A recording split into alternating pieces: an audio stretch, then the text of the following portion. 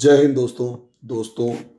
International relations आजकल जिस तरीके से दुनिया एक दूसरे के साथ बदल रही है और बहुत तेज़ी के साथ बदल रही है।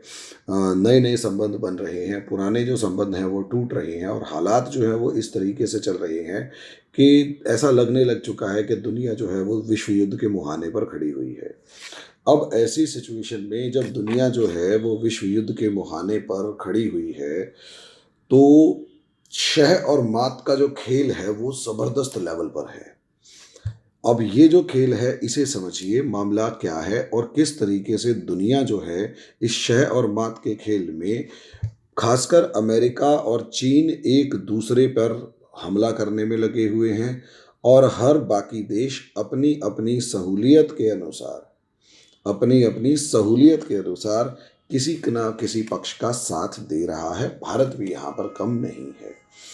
अब इस चीज़ को अगर हम थोड़ा सा देखें कि असलियत में पाकिस्तान ने क्या किया था और पाकिस्तान और चीन ने मिलकर यहाँ पर क्या किया था। दोस्तों, असली इस चीज़ को हम बार बार डिस्कस कर चुके हैं और लगभग आज के दिन हर हिंदुस्तानी को पता है कि जो चाइना है वो और इंडिया, ये दो नेचुरल राइवल्स हैं।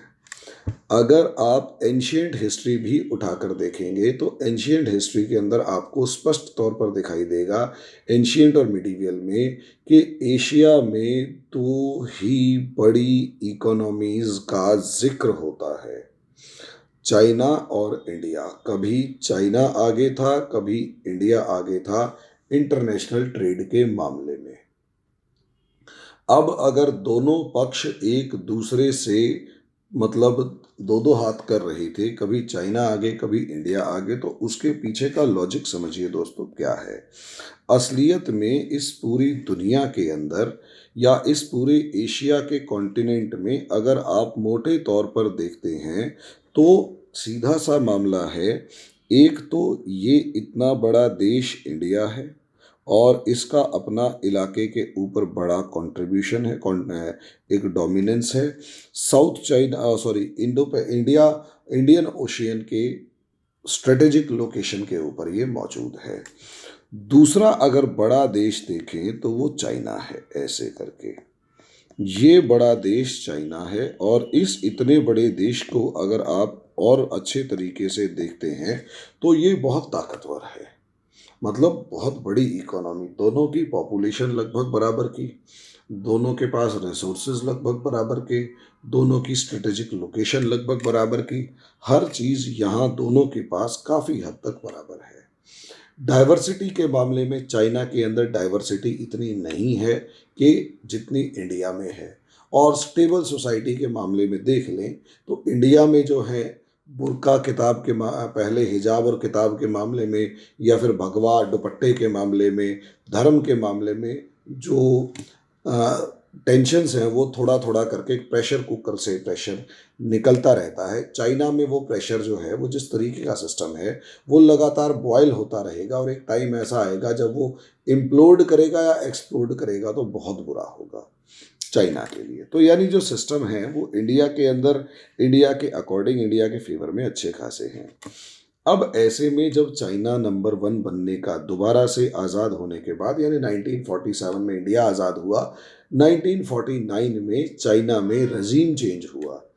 चाइना 1912 के आसपास से अलग है और उससे पहले भी चाइना में सिंगल जो डायनेस्टी थी उसका रूल था।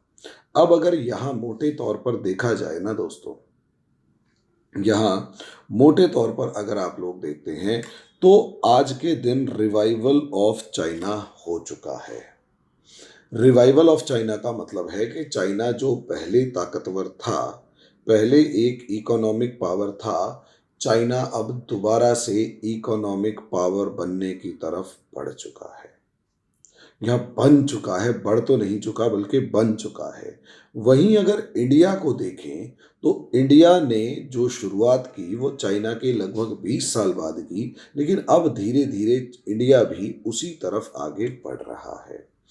अब ऐसे हालात में जब एक तरफ चाइना है दूसरी तरफ इंडिया है, दोनों एक साथ ही आगे बढ़ रहे हैं, तो चाइना हमेशा चाहेगा या चाइना हमेशा लगेगा चाइना को कि इंडिया उसका एक राइवल की फॉर्म में आगे बढ़ सकता है। इंडिया एक राइवल की फॉर्म में आगे बढ़ सकता है। इंडिया एक दुश्मन या कंपटीटर की फॉर्म में आगे बढ़ सकता है।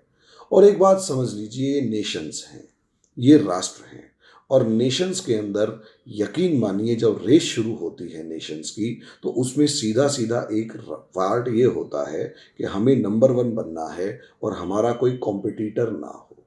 अब ऐसे हालात में कि हमने नंबर वन बनना है, हमारा कॉम्पिटिटर ना हो, यहाँ पर इंडिया चाइना हमेशा चाहेगा कि इंडिया आगे ना बढ़ सके या इंडिया ताकतवर ना हो सके। अब ऐसे हालात में चाइना इंडिया को घेरने की पूरी कोशिश करेगा।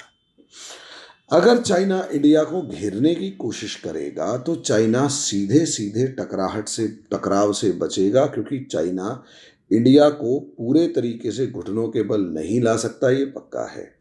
एक ना एक फिनोमिना या एक ना एक स्टेज ऐसी आएगी जब चाइना को भी नुकसान होगा। अगर इंडिया और चाइना का 1-to-1 भी मुकाबला होता है, तो अगर ये बिल्कुल ऐसे दो पहलवान लड़ेंगे जिसमें एक पहलवान की 7 हड्डियां टूटेंगी और दूसरे की 10 हड्डियां टूटेंगी, तो जिसकी 7 हड्डियां टूटेंगी वो विजयी माना जाएगा, लेकिन वो भी इतनी बुरी तरह घायल हो गया कि अगले कम से कम 20-30 साल तक उसे झेलना पड़ेगा। और जिसकी 10 हड्डियां टूटी मरेगा वो भी नहीं, और वो दोबारा उठ खड़ा होगा तो और ज़्यादा बड़ा खतरा बन के उठ खड़ा होगा।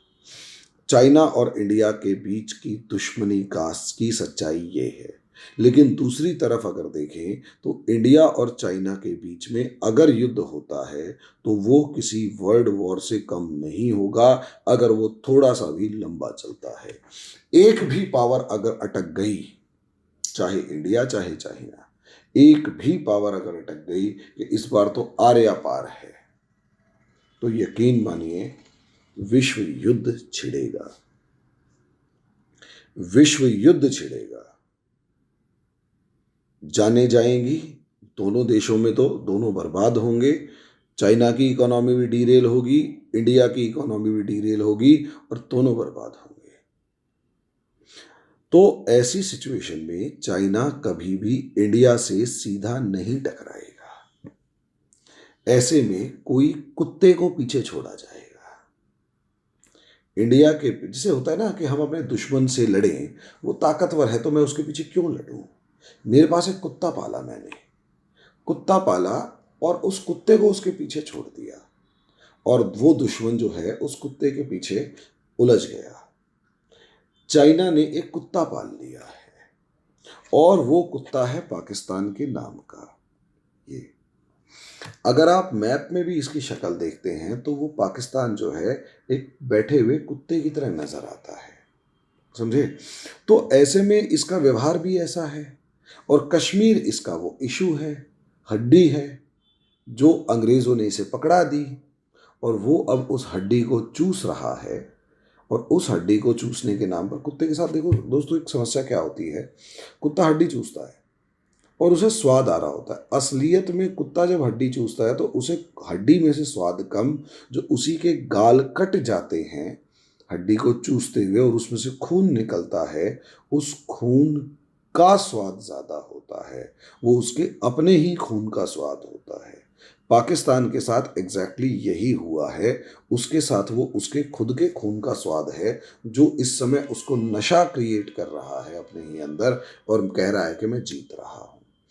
ऐसे हालात में पाकिस्तान को, और पाकिस्तान देश भी ऐसा ही है, पाकिस्तानी जो भी कम्युनिटी है उसको सबसे बड़ी खास बात, पाकिस्तानी एलीट क्लास को सबसे बड़ी खास बात ये कि इनके साथ हमेशा दो प्रॉब्लम्स बनी रही हैं।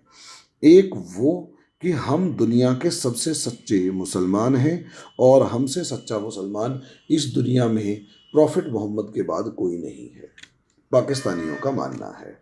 और दूसरा, पाकिस्तानियों को लगता है कि इनकी जो जियो स्ट्रेटेजिक लोकेशन है, भौगोलिक स्थिति है, वो इतनी ज़्यादा इम्पॉर्टेंट है कि पूरी दुनिया बस पाकिस्तान से शुरू होती है, पाकिस्तान पर ख़त्म होती है, और वो जो फ्लैट अर्थ इनके दिमाग में अभी भी है, उसके बाद वो फ्लैट अर्थ जो है वो टूट जाएगी अगर पाकिस्तान नहीं रहेगा तो। यानी पाकिस्तान, इनके दिमाग में ये है कि पाकिस्तान जो है वो दुनिया का सेंटर ऑफ मास है। अब आप यहीं से सिचुएशन को आगे समझिए। यहाँ इन पाकिस्तानियों ने पाकिस्तान बनाया ही इसलिए गया था ताकि कैपिटलिस्ट कंट्रीज जो हैं वो इंडिया के अगेंस्ट और खासकर यूएसएसआर के अगेंस्ट एक फुट होल्ड साउथ एशिया में बनाए रखे। क्योंकि उस टाइम पर अगर आप देखें तो रशिया जो है वो इस जगह यहाँ तक मौजूद था। अब ये सारा पार्ट अगर रशिया का था तो यहाँ ये रशिया था, बीच में सिर्फ अफगानिस्तान पड़ता था कि और अगर अफगानिस्तान गिर जाए और यहाँ ये पाकिस्तान इंडिया में होता तो यकीन मानिए ईरान में भी, ईरान में तो खैर प्रो यूरोपियन गवर्नमेंट थी, अफगानिस्तान के बाद पूरा इंडिया क्या नाम है अमेरिकन के सॉरी यूएसएसआर के फेवर में चला जाता और पूरे एरिया के ऊपर यूएसएसआर डोमिनेट करता। फिर यहाँ पर अमेरिका और उसके देश जो हैं वो कहीं खड़े नहीं रह पाते। लेकिन हुआ ये कि, और यही रीज़न था, लॉर्ड माउंटबेटन को भेजा ही इसलिए गया था कि जाओ भाई एक पाकिस्तान, ऐसा एक जगह बना के जाओ जहां खड़े होकर या जहां अपनी आर्मी को उतार कर हम यूएसएसआर को कंट्रोल कर सकें या उसको काउंटर कर सकें। और यहीं से एक ऐसा देश बनाया गया जिसके पास रिसोर्सेज नाम की चीज़ कुछ खास नहीं थी, लेकिन वो स्ट्रेटेजिकली इस तरीके से इस्टेब्लिश था कि उसको इस्तेमाल किया जा सकता था अलग अलग पावर्स पे काउंटर करके या उन्हें कंट्रोल करने में। अगर कल को इंडिया पावरफुल होता तो पाकिस्तान इंडिया से लड़ता, पाकिस्तान अफगानिस्तान के अंदर यूएसएसआर के एक्सपेंशन को रोक सकता था और पाकिस्तान पॉसिबली चाइना के एक्सपेंशन को भी काउंटर कर सकता था। तो यही कारण है इस पाकिस्तान को जानबूझकर ऐसा बनाए रखा गया, पाकिस्तान को जानबूझकर ऐसा बनाए रखा गया कि यहाँ से पाकिस्तान जो है कहीं आगे नहीं बढ़ पाया। और यही इसकी सबसे बड़ी समस्या रही है, यही इसकी सबसे बड़ी समस्या रही है, ये याद रखिएगा, समझे। अब ऐसे में यही कारण था कि पाकिस्तान ने कभी भी अपनी इकोनॉमिक ग्रोथ की तरफ ज़्यादा ध्यान नहीं दिया। ना ही पाकिस्तान ने कभी अपने ह्यूमन रिसोर्स डेवलपमेंट यानी मानव संसाधन विकास की तरफ ध्यान दिया, ना ही पाकिस्तान ने कभी अपनी इंडस्ट्रीज की तरफ ध्यान दिया, ना ही पाकिस्तान ने कभी अपने यहाँ पर इंफ्रास्ट्रक्चर डेवलपमेंट की तरफ ध्यान दिया। अगर आप पाकिस्तान में जाने का मौका मिले, वैसे तो नरक में जाके कोई फ़ायदा नहीं है, फिर भी चलो जाने का यदि मौका मिले तो आपको इस्लामाबाद और रावलपिंडी, ये दो जगह, और तीसरा एक कराची भी थोड़ा बहुत, वरना कराची में भी अच्छी खासी गंदगी और गुर्बत सुनने को मिलती है। तो यहाँ तीनों जगह अगर आप देखते हैं तो इन तीनों जगहों के ऊपर सीधा सीधा मामला ये है कि इसके अलावा पाकिस्तान के हालात खराब हैं। अमेरिका से, यूरोप से जो भी मदद मिलती वो इसके नेता खा जाते और खा के फिर दोबारा यूरोप भाग जाते और वहीं जाके सेटल हो जाते। आज भी अगर आप देखेंगे 90% पाकिस्तान के ऑफिसर्स, आर्मी ऑफिसर्स और नेता विदेशों में बसे हुए हैं। वो इंडिया के, वो अपने देश में कुछ खास रहना पसंद नहीं करते हैं। वहीं अगर आप देखें तो यही, अब अमेरिका को जब तक पाकिस्तान की ज़रूरत थी फर्स्ट अफगान और सेकेंड अफगान वॉर में, जब तक इनको ज़रूरत थी तब तक तो ये यहाँ पर रहे। जिस समय पाकिस्तान की ज़रूरत उन्हें ख़त्म हो गई और ऐसा लगने लगा कि पाकिस्तान और चाइना दोनों मिलकर इंडिया को घेरेंगे, तो पाकिस्तान को एक पक्का दोस्त वो मिल गया जो टिपिकल तौर पर इंडिया का 100% दुश्मन था। ऐसे में पाकिस्तान भी चाइना की तरफ मुड़ना शुरू हो गया। नतीजा ये हुआ कि यहाँ इस पूरी बेल्ट से अमेरिका जो है वो इंडिया का दोस्त बना और पाकिस्तान और चाइना की दोस्ती दिन पर दिन परवान चढ़ती चली गई। इंडिया ने यहाँ पूरी कोशिश करी कि कहीं ना कहीं, भाई ऑब्वियस सी बात है, इंडिया की फॉरेन पॉलिसी काफ़ी हद तक इंडिविजुअल है, फ्री है, वो अपने हितों को आगे रख के बात करता है।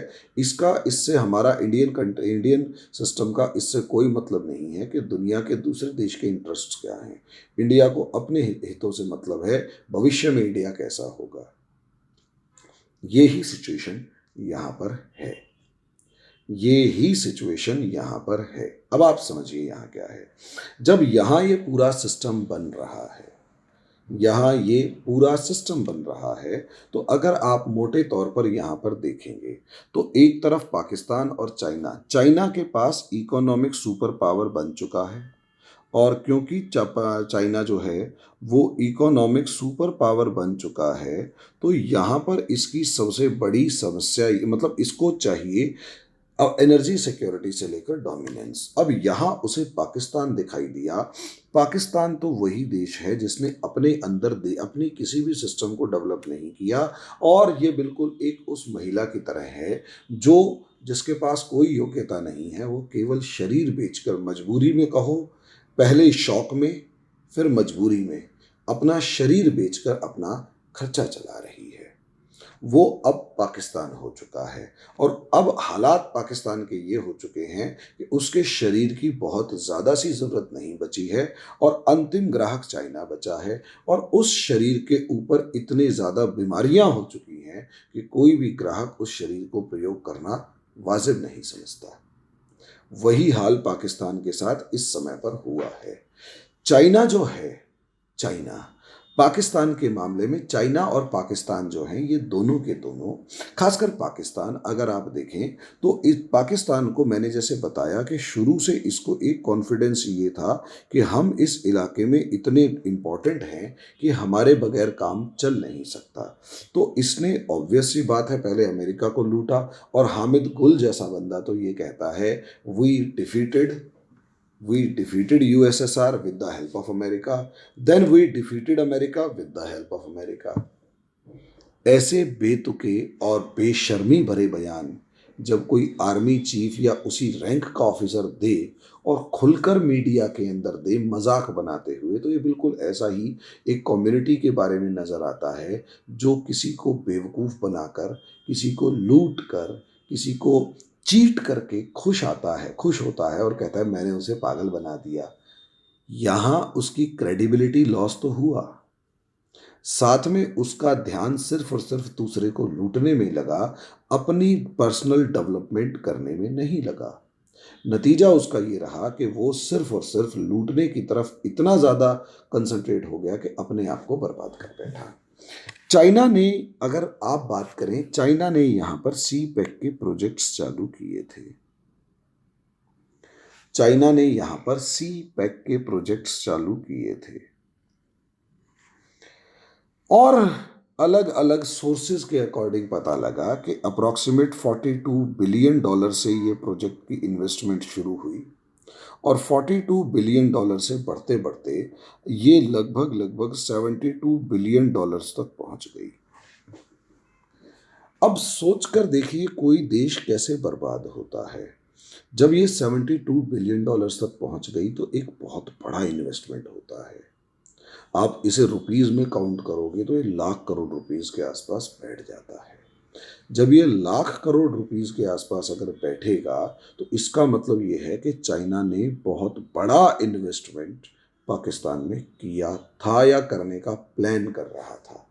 अगर इस इन्वेस्टमेंट को पाकिस्तान ईमानदारी के साथ अपने पूरे के पूरे देश को संभाल के डेवलपमेंट करने की तरफ ध्यान देता, तो यकीन मानिए ये पूरा पाकिस्तान आज के दिन ग्रोथ रेट के मामले में, डेवलपमेंट के मामले में कम से कम इंडिया से तो कॉम्पिटिट कर रहा होता, और दुनिया की टॉप मोस्ट इकोनॉमीज में एक होता। ये इतना पैसा इसको मिला था। लेकिन एक तो पैसा देने वाला चाइना, जो अपने पैसे का $1 का फायदा दूसरे देश को देना चाहता ही नहीं है, वो उस पैसे से सिर्फ और सिर्फ सामने वाले देश को गुलाम बनाना चाहता है। दूसरी तरफ पाकिस्तान के एलीट क्लास, जो अपने देश को अपना समझते ही नहीं है, वो तो इस देश में मौका मिलते ही जल्दी से जल्दी ज़्यादा से ज़्यादा पैसा लूट कर विदेशों में जाकर सेटल होना चाहते हैं और वहीं अपनी रेस्टोरेंट की चेन्स से लेकर दूसरी चेन्स खोलना चाहते हैं। वो पाकिस्तान में रहना ही नहीं चाहते। बची वो आम जनता, उसे अफीम चटा रखी है धर्म के नाम की। वो जरा जरा सी बात के ऊपर या तो उनकी भावनाएं भड़क जाती हैं। एक क्रिकेट मैच अगर जीत जाएं तो वो अल्लाह की जीत हो जाती है, और अगर हार जाएं तो काफिरों का षड्यंत्र हो जाता है। इस तरीके की वाहियात बात करने वाला एक बेवकूफ देश की जनता, उसे बनाया गया, हर देश की जनता को उसका एलीट क्लास बनाता है। मैं फिर कभी बताऊंगा कि इसके हालात ऐसे खराब क्यों हैं। यहाँ पाकिस्तान के इस एलीट क्लास ने अपनी विक्ट्री को आगे बढ़ाने के लिए अफगानिस्तान के मामले में उंगली कर दी। वहाँ अपनी स्ट्रेटेजिक डेप्थ नाम के चक्कर के अंदर इसने पूरी दुनिया के अंदर, मतलब इसने अपनी स्ट्रेटेजिक डेप्थ नाम ने बनाने के चक्कर में अपना पूरे का पूरा ध्यान अफगानिस्तान पे लगाया। और अब समस्या ये आ गई कि काबुल के अंदर इसने हक्कानियों को वहाँ पर इस्टेब्लिश कर दिया। अब जब काबुल को वहाँ इस्टेब्लिश किया और इंडिया कहीं ना कहीं पाकिस्तान अफगानिस्तान के अंदर एक बहुत अच्छी एक अप्रोच रखता है, एक अच्छा डेप्थ रखता है, और अफगानिस्तान का हर आम अफगानी पाकिस्तान को अपना नेचुरल दुश्मन मानता है, नेचुरल दुश्मन मानता है। और सीधी सी बात है, वो पाकिस्तान अफगानिस्तान के बॉर्डर को मानता ही नहीं है। यहीं से कलेश शुरू है दोस्तों, यहीं से लड़ाई झगड़ा शुरू है। कलेश यहाँ से ये शुरू है कि असलियत में पाकिस्तान ने हक्कानी नेटवर्क के द्वारा अफगानिस्तान की राजधानी काबुल पे कब्जा कर लिया और अफगानिस्तानियों को, खासकर तालिबानियों को, वहां घुसने ही नहीं दिया। दूसरे की लड़ाई में तब टांग अड़ानी चाहिए। पहली बात तो दूसरे के घर के अंदर टांग अड़ानी नहीं चाहिए, और दूसरे का घर की दीवार अगर आपसे मिलती है तो बिल्कुल भी नहीं अड़ानी चाहिए।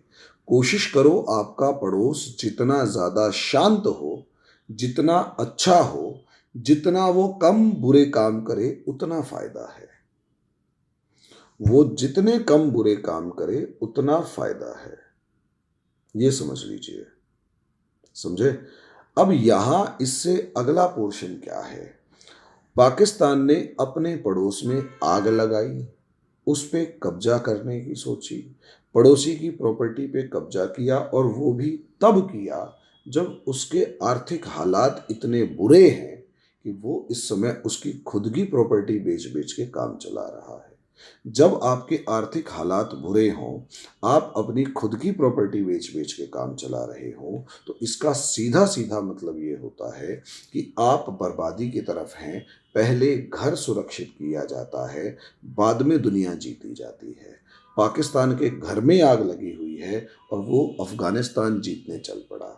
नतीजा उसका ये हुआ कि अफगानिस्तान के अंदर जो तालिबानी पिछले 20 साल से अमेरिका से लड़ रहे थे, और अमेरिका जानबूझकर पाकिस्तान को सबक सिखाने के नाम पर 8 लाख से ज़्यादा हथियार यहाँ छोड़ के चला गया।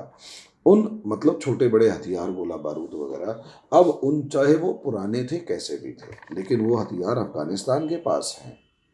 अब वो अफगानी उन्हीं हथियारों को पाकिस्तान की टेररिस्ट ऑर्गेनाइजेशंस, तहरीक तालिबान पाकिस्तान से लेकर बलोच लिबरेशन आर्मी से लेकर, इनको प्रोवाइड कर रही है। नतीजा उसका ये है कि कभी बलोच 100 पाकिस्तानी सोल्जर्स को मार देते हैं, कभी बलोच किसी को मारते हैं, कभी किसी को, कभी तहरीक तालिबान पाकिस्तान बम ब्लास्ट कर देता है इस्लामाबाद, लाहौर के अंदर, कभी कुछ होता है, कभी कुछ होता है। दबा के इनके ऊपर प्रॉब्लम्स आ रखी हैं, और उसी प्रॉब्लम्स का नतीजा ये है कि पाकिस्तान ने, चाइना के, और सबसे बड़ी बात यहाँ इंडिया का रोल सिर्फ अफगानिस्तान के अंदर अपनी गुडविल बनाने का है। इंडिया का रोल गुडविल बनाने का है, उनको एक मोटिवेशन देने का है। उनकी मजबूरी, जब वो अनाज के लिए तरस रहे होते हैं तो वो अनाज पहुंचाने का है। इसके अलावा इंडिया का कोई रोल नहीं है इसके अलावा इंडिया का वहाँ पर कोई रोल नहीं है। लेकिन अगर देखा जाए तो इंडिया कमज़ोर भी नहीं है। अब पाकिस्तान का यही कहना है कि ये सारा काम इंडिया का किया धरा है, लेकिन असलियत में इंडिया अपने पड़ोस में आग क्यों लगाएगा? ये आग पाकिस्तान की खुद की लगाई हुई है, जिसमें वो खुद जल रहा है। तालिबानियों से पंगा किसने लिया? बलूचियों से पंगा किसने लिया? किसने उसे मारकाट मचाई? किसने बलूचियों की 19% आबादी खत्म कर दी? आज भी बलूची कहते हैं 10,000 से ज़्यादा उनके घर वाले गायब हैं, लेकिन उनका क्या जो पूरे के पूरे गांव गायब हैं। उनकी तो रिश्तेदारी ही नहीं पूछने वाली कोई। शॉर्ट में कहने का मतलब ये है कि अपनी लगाई आग में पाकिस्तान खुद जल रहा है, और चाइना ने जो आगे स्ट्रेटेजिक डेप्थ बढ़ाने की कोशिश की थी, अपना एक अल्टरनेट डेवलप करने की कोशिश की थी, उसका वो सारा का सारा इन्वेस्टमेंट डूबता हुआ सा नजर आ रहा है। उसका वो सारे का सारा इन्वेस्टमेंट डूबता हुआ सा नजर आ रहा है, क्योंकि अब बहुत सारे प्रोजेक्ट्स ऐसे हैं जहां पर छोटी छोटी बातों का बहाना बनाकर चाइना वहां से विड्रॉ कर रहे हैं, कंपनियां वहां से विड्रॉ कर रही हैं। अब ये कहानी, ये खेल, ये सिस्टम, ये व्यवस्था कहाँ तक पहुंचती है ये टाइम बताएगा, और जो भी होगा वो कहीं ना कहीं कुछ समस्या तो क्रिएट करेगा, व्यवस्था तो खराब होगी। तो दोस्तों, ये पाकिस्तान ने, इंडिया ने जो खासकर इन सबको औकात दिखाई वो ये कि इंडिया मुश्किल से मुश्किल हालात में मजबूती के साथ खड़ा रहा, और कहीं ना कहीं चाइना को मजबूर कर दिया उसके लेवल पे रहने के लिए। चाइना भी इस चीज़ को शायद समझता है कि इंडिया से पंगा लेके, अब कम से कम चाइना को समझ जाना चाहिए कि इंडिया से पंगा लेके वो अपने किसी भी तरीके के इंटरेस्ट को नहीं बढ़ा सकता। इंडिया के साथ उसे हाथ मिला के चलना चाहिए पड़ेगा, वरना उसके हालात खराब हो सकते हैं। यही इंडिया ने उसे औकात दिखाई है, और पाकिस्तान तो हालात खराब है ही है। तो दोस्तों, ये एक पूरा हमारा एक छोटा सा एनालिसिस था। फैक्ट्स मैं बहुत ज़्यादा पढ़ के सुनाऊं, इसकी जगह मैंने ऊपर स्ट्रिप्स पे आपको वो फैक्ट्स चलाने की कोशिश की है, जिससे आपको एक अंदाज़ा हो जाए कि हम जो जिस डायमेंशन में बात कर रहे हैं वो बिल्कुल वही है। तो अभी के लिए दोस्तों मैं यहीं रखूँगा। अभी के लिए इतना ही। धन्यवाद।